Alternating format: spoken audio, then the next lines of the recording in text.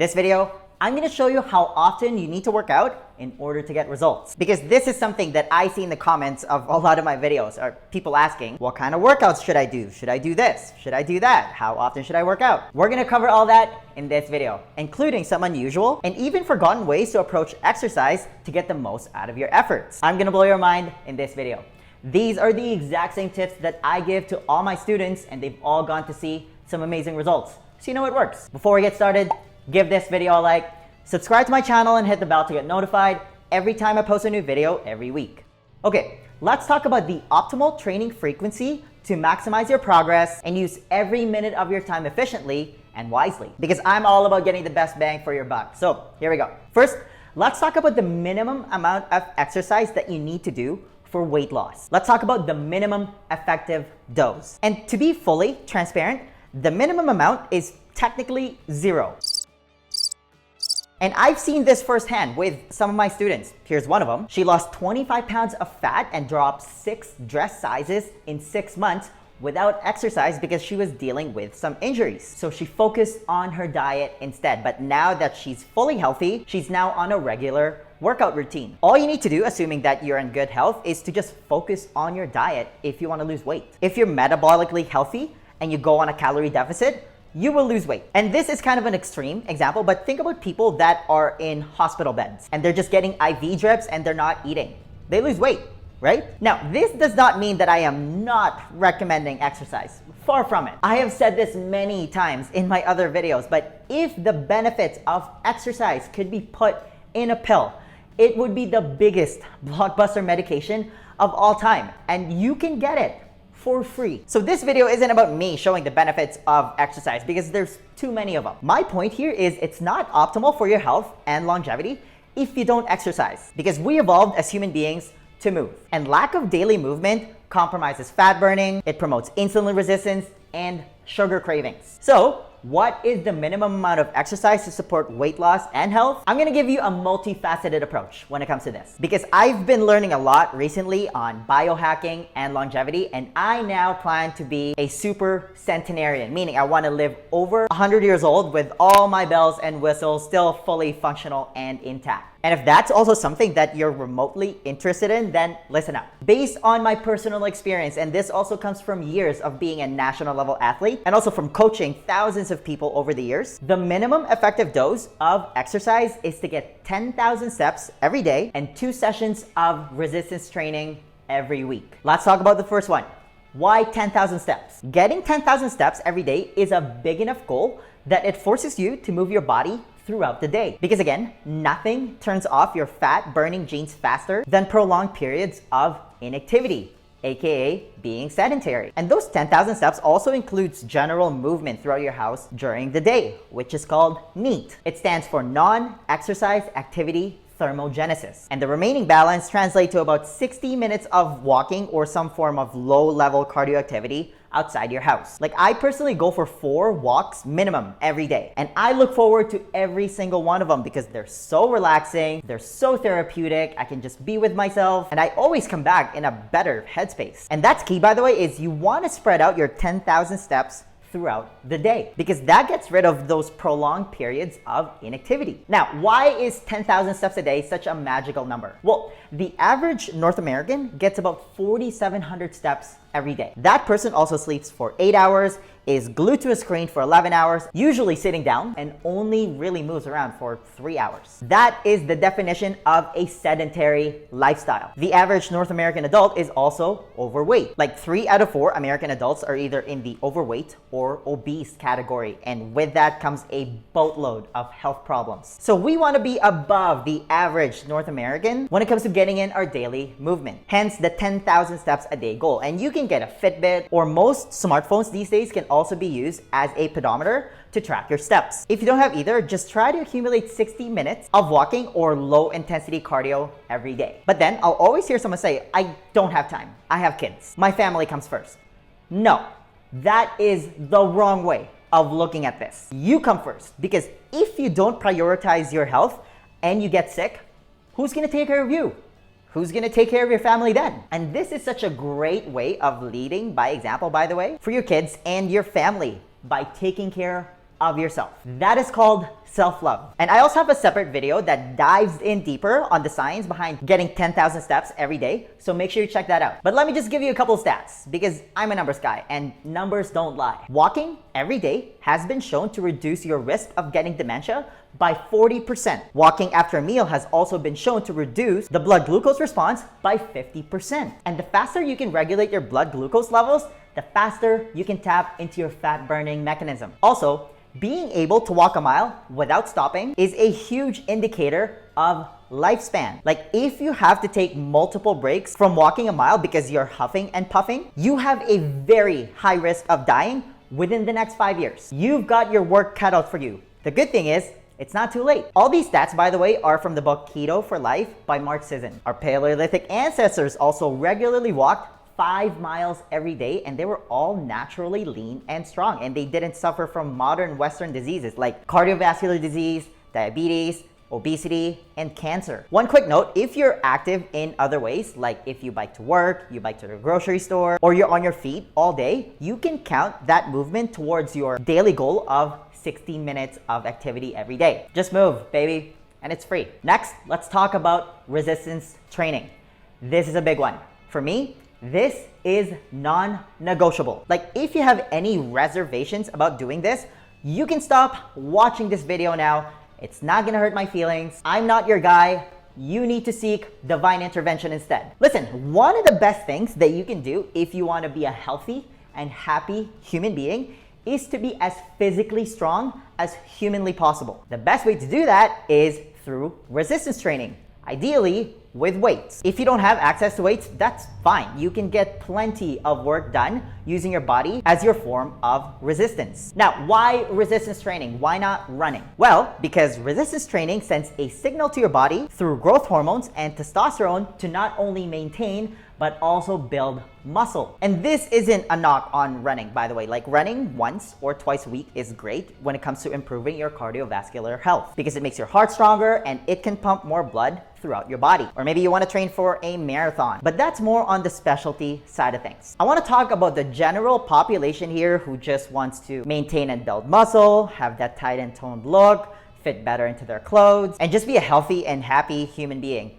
You can achieve all those things by doing resistance training for a minimum of twice a week. And your resistance training workouts doesn't have to be long. They can be anywhere between 5 to 25 minutes, but they need to be done at a high intensity. That is enough to trigger the adaptive and hormetic effects that we're after and gain all the benefits that we're looking for through exercise. If you've ever done a CrossFit workout, for example, and that's my personal preferred way of training, by the way, you'll know that you can get a lot of work done and you're on the floor after your workout because you feel like you just got hit by a bus twice from doing like a 5 or 10 minute high intensity workout. To me, that's a great return on your time investment. And if you want a proven plan on how to do this, then I'm gonna put a link to my Lean Body Blueprint 21-day weight loss challenge. And this isn't just about looking good shirtless, although that's one of the biggest benefits of resistance training. So why not? You want to maintain and build muscle because it is so important in the aging process. Again, this just circles back to longevity and having quality of life. When you're younger, you're not gonna see the biggest difference here. Like, I know a lot of people who don't exercise and just eat absolute trash and they look fine,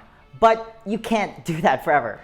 As you age, and Father Time is always undefeated when it comes to this, the average North American gains 1.5 pounds of fat and loses 0.5 pound of muscle starting at the age of 25 up until 55. That's why you see people, they hit their mid-20s and they start packing on the weight and they don't know how to reverse it. But you don't need to be part of that statistic because building and maintaining lean muscle mass through resistance training is the key driver of your metabolism. It greatly improves bone density and bone strength. It also helps you maintain your independence longer. Like, think about the typical elderly person. They're frail, they're very slow. It gets hard for them to take care of themselves. But it doesn't have to be like that because when you look at the exceptions to this, you look at those few elderly people who take care of themselves, who still exercise even as they get older. And Mark Sisson is my all-time favorite example of this. He's the author of some of my favorite fitness books and he looks like that. He's 66 years old.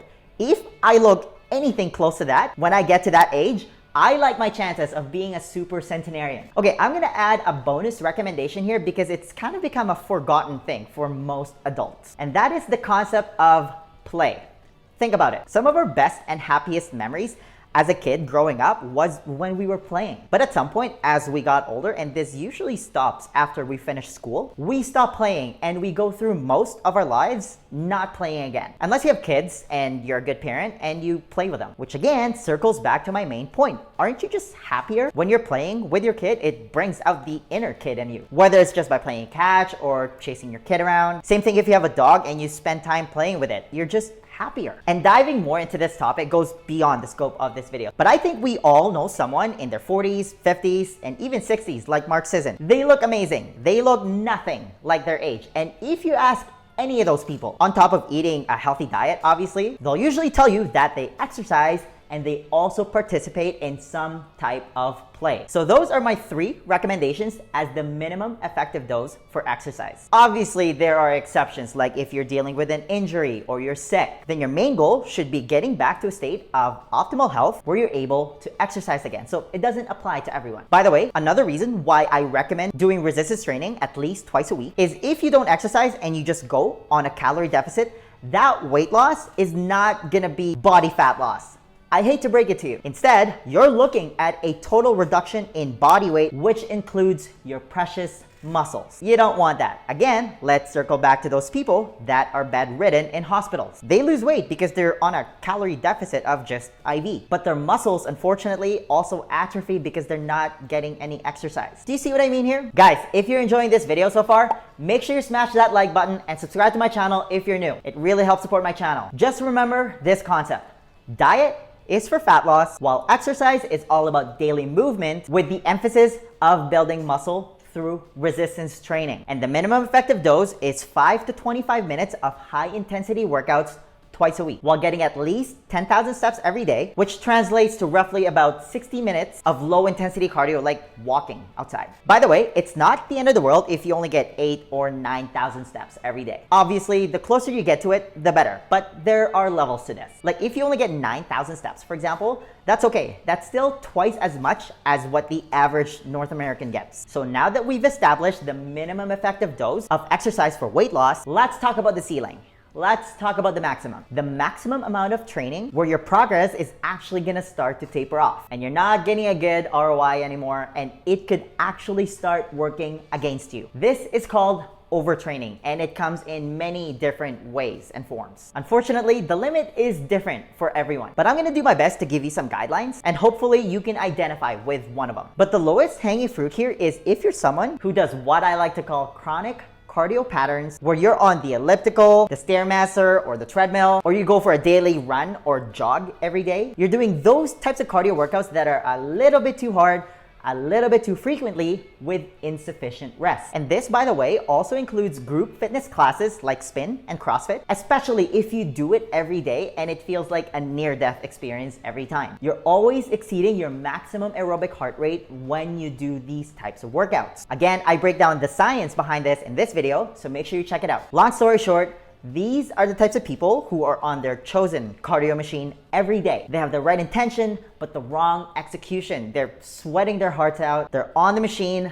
literally every day. They might as well have their names on it and they don't take days off. But then you look at them and they look the same. They're not losing weight. And they do this because they're counting the calories burned on the machine or their fitness tracker. Unfortunately, it has now been scientifically proven that calories burned on your fitness tracker does not translate to body fat burned in your body. And if I just describe your regular workout routine, you already know this to be true. The more pressing thing about chronic cardio patterns is it compromises fat burning, it spikes stress hormones, and prompts sugar cravings, which leads to that all too familiar weight gain around your stomach. That's why you can't get rid of your muffin top even though you've almost worn out the handles on your favorite elliptical machine at the gym. Because you also have to realize that exercise is a type of stress. We are looking for the hormetic response by our body, which is increased testosterone and growth hormone to build muscle and other awesome stuff. You don't want that stress to become chronic. And I personally experienced this when I was a full-time athlete for years. I had to train 6 days a week and my body